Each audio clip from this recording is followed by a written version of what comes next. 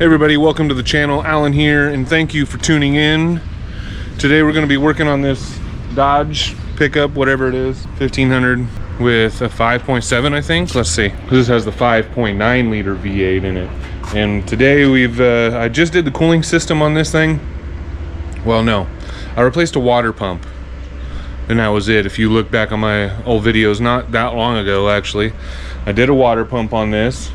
And he doesn't drive it too much, but he got in it the other day right after I asked him, hey, how's it going? Still going good? Yeah, it's going great. And he hops in it literally the next day.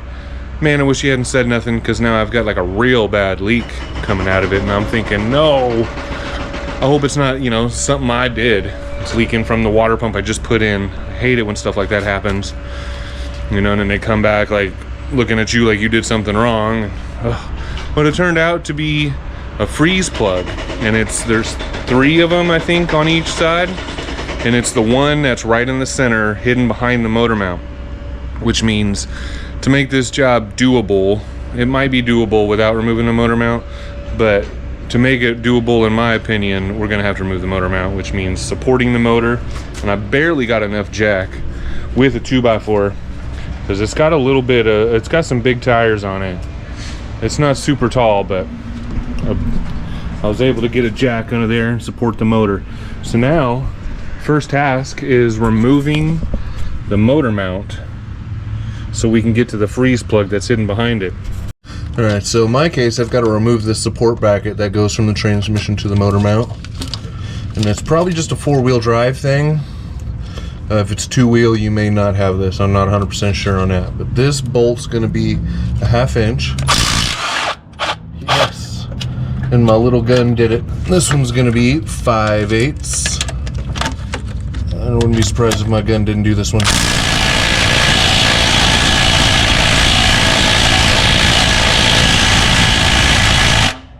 No. Oh! Just had to think about it. Alright, so this side, this nut is definitely a 21 if it's nice and tight. The head of the bolt on the other side, both the 18 and the 3/4 fit loose, but both the 17 and the 11/16 are too small. But it seems like 3/4 is a little tighter than the 18, so I don't know what's going on there. Let's see what happens.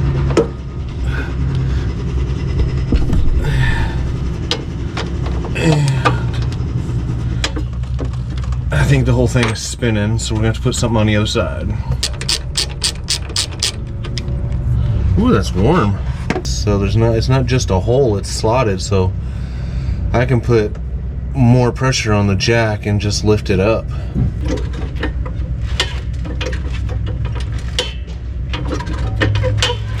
I'm out of jack. Ah. Oh wait, there it goes. But the suspension is going up with it. Oh, now we've lifted. All right. There we go.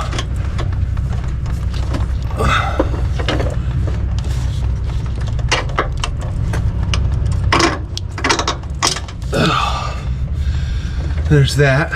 But there's a bolt here, a bolt there, and there was one there holding on the mount. So we just need to remove these other 2 1/2 inch head bolts, and then hopefully we can squeeze it out. Oh, that's not gonna work. So I do have this S-bent wrench. Ooh, just enough leverage.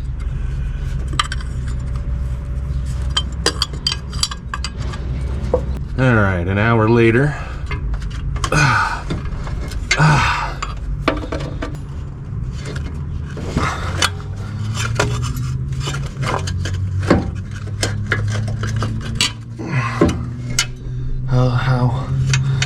How am I gonna get it out? Oh, I did it.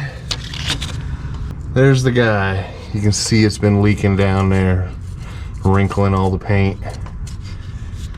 Alright, so with a short extension, I want to hammer on 1/2, and then hopefully flip it in its hole 90 degrees and grab the top half that flips outward with some pliers.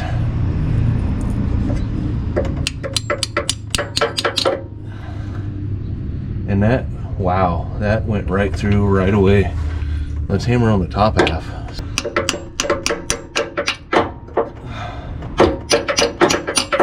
Not gonna be easy in this tight space.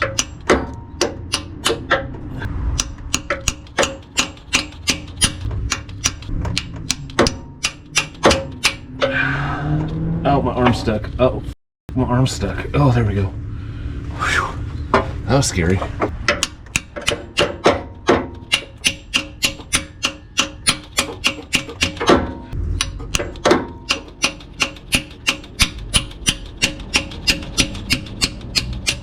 There we go.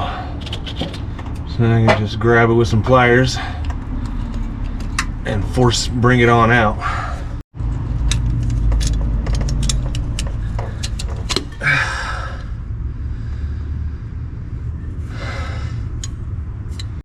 Alright, I got it out, and you can see this is the bottom. The bottom half has been rusting away, and it finally just gave loose. That hole was super weak. I just one tap and it pushed through. That's why I started tapping on the other sides of it. And in the motor mount, it is literally falling apart. It's ripped away there. That one's almost all the way ripped away, and look how loose this is. It can just be pushed out probably by hand, but it looks like we're replacing both items. All right, I found a new one. It's a Dorman number 555030, and it is a deep dish, but in my case it's not going to matter. A deep dish will be just fine. And I'm going to use this red RTD high temp gasket maker. Withstands temperatures up to 650 degrees, and it's a non-hardening, so we should be okay. I use this stuff on almost all my coolant applications anyways, and have not had a problem with it yet.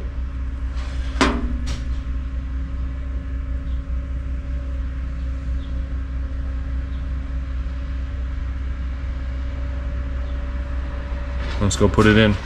Now, I used a wire brush and some solvent already to clean this up. I'm just going to put a thin layer on that.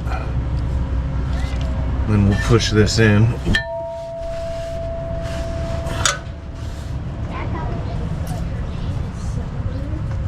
And we'll grab ourselves a socket. Ooh, nice. Push that in nice and even. Second grade's name was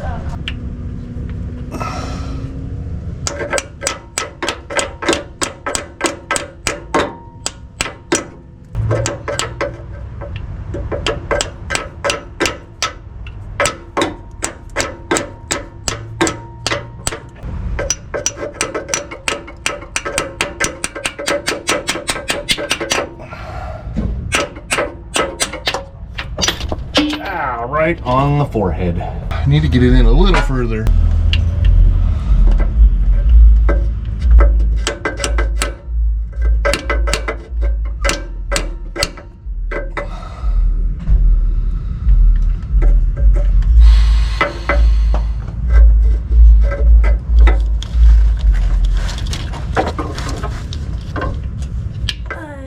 Hey, buddy. Hey, what's up? can I play on my stuff? Your stuff? What's that? You gonna play on all of them at once? No, not all, but like, can I? Yeah. How's his first day of school? Really good. That's good. Meet any friends? I made one. His name is Michael. He made one? Oh, that's better than none. Yeah, just, you know, keep your emotions in check, okay? And just sit in the very back of the class. You what? I sit in the very back of the class. Why? I don't know. It was just my seating. Oh, you didn't pick it? No. Miss Reynolds did. There we go. Anyway, love you. Love you.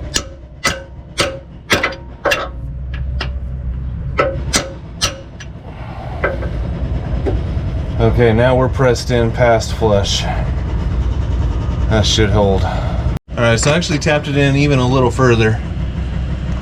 Since it's deep wall, I've got a lot more surface area contacting the block than these shallow walls one did. So I think it's going to be fine. Alright, so if you've got a sharp eye, you might have already noticed that I pulled this plug out to drain the coolant. So now I'm going to put some RTV on it and put it back in too. We'll tighten that up with a 9/16 wrench.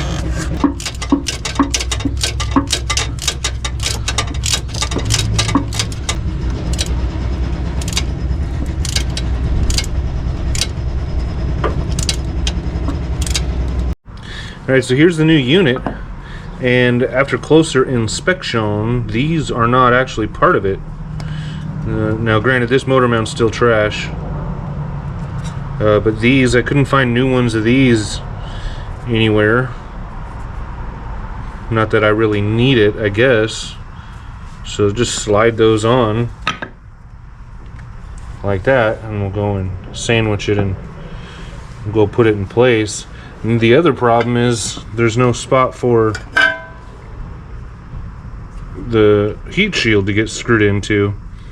But I'll grind this head off of this rivet and sandwich it into this bolt hole there when we put the new one in.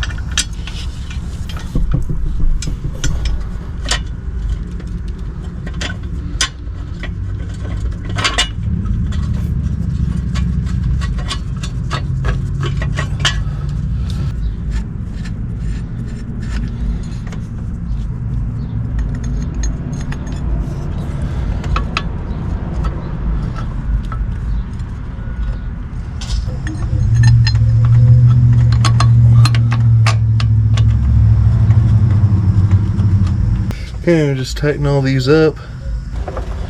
I'm gonna use my swoopy wrench. How's that go? Which way is it going?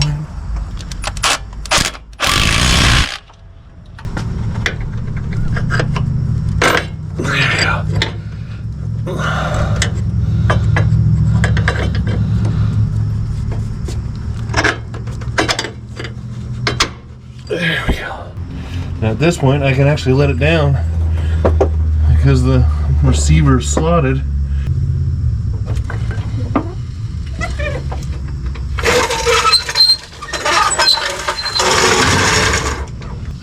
There's something sharp over there. I put a hole in my finger. I'll tighten this up. And then in the morning, after the silicone has had time to dry, I'll fill it up with some fresh fluid.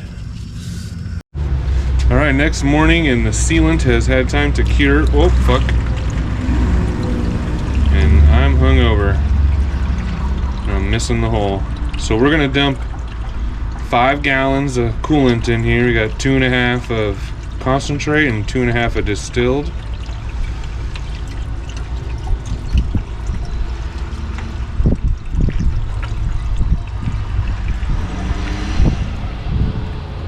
Since we pulled the plug out of the side of the block, it should be completely empty.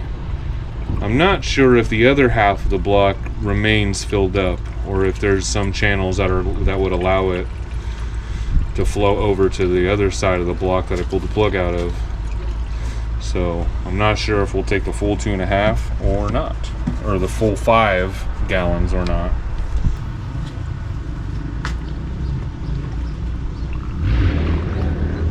Oh, Wheelie Master, look. Out the back window, out the back door. Oh, I see him. Every day. Hell yeah. Hey, I know the sound of that motorcycle now by heart. It gets it from from the light, the stoplight, every time. Yeah. Well, that's 2.5 gallons of coolant. We're gonna start the truck and we'll see how far off I am.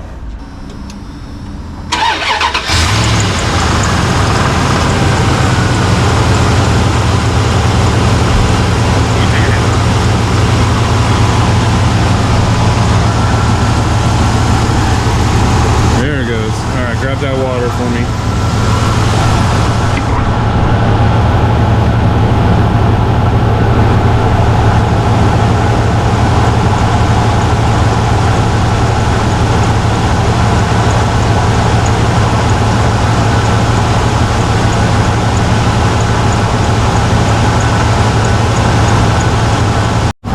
Alright, it's burping itself now. Either I was lied to and it's not a 5-gallon capacity, or there's still a lot of water left in half the block and in the heater system too. So we got mostly concentrate in there, but like I said, that's not gonna hurt anything. So just let it do that till the thermostat opens and see if it sucks down anymore.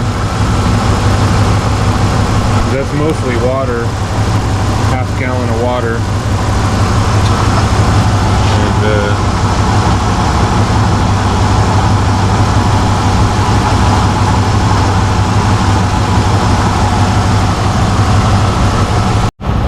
thermostat just opened up and let a whole bunch of air out. That's what I'm assuming happened.